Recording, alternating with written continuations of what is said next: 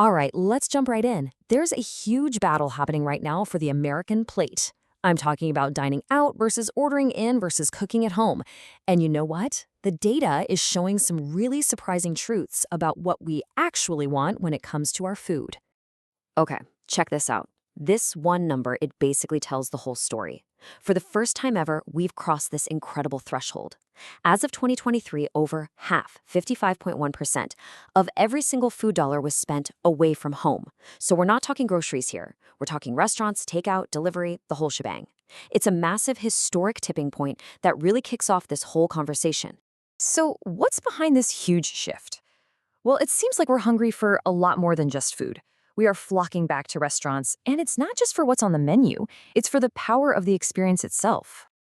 And just look at how fast this happened. It's a complete 180. In 2023, it was all about the convenience of ordering in. A clear majority preferred it.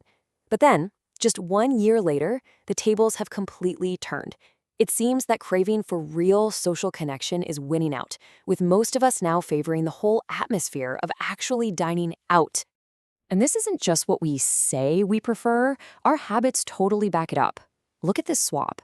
We went from dining out maybe 3 times a month to almost 5 times a month. And at the same time, we're ordering in less. We've basically traded 1.5 nights of takeout for a night out at a restaurant. This quote from Kirk Bachman just nails it, doesn't it?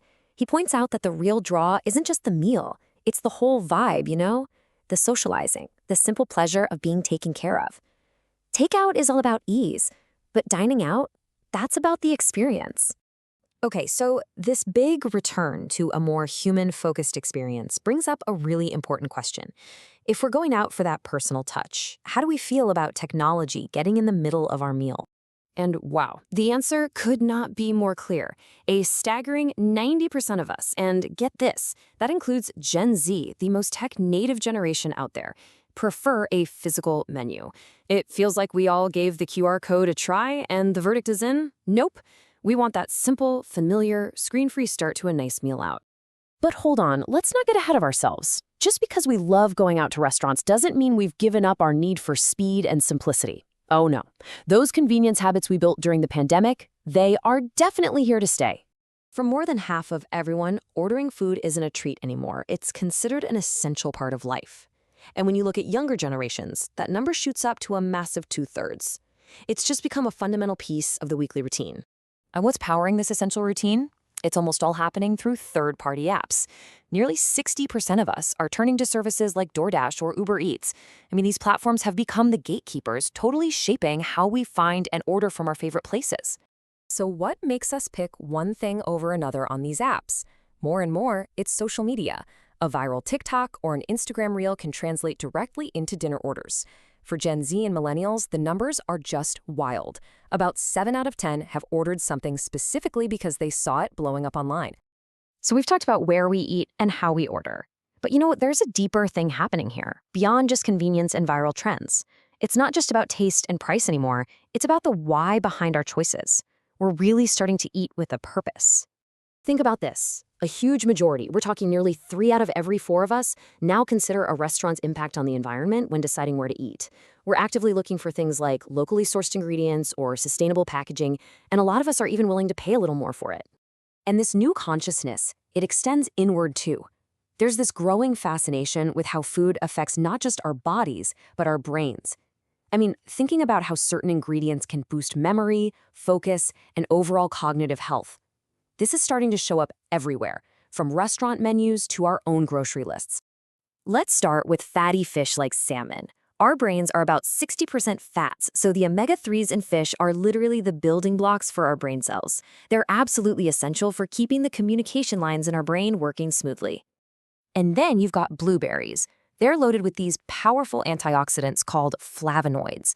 You can kind of think of them as little bodyguards that improve blood flow to the brain, which can directly lead to better concentration and a sharper memory. And of course, you can't forget leafy greens. Powerhouses like spinach and kale are just packed with nutrients that help protect our brain cells from damage. They might even play a real role in slowing down cognitive decline as we get older.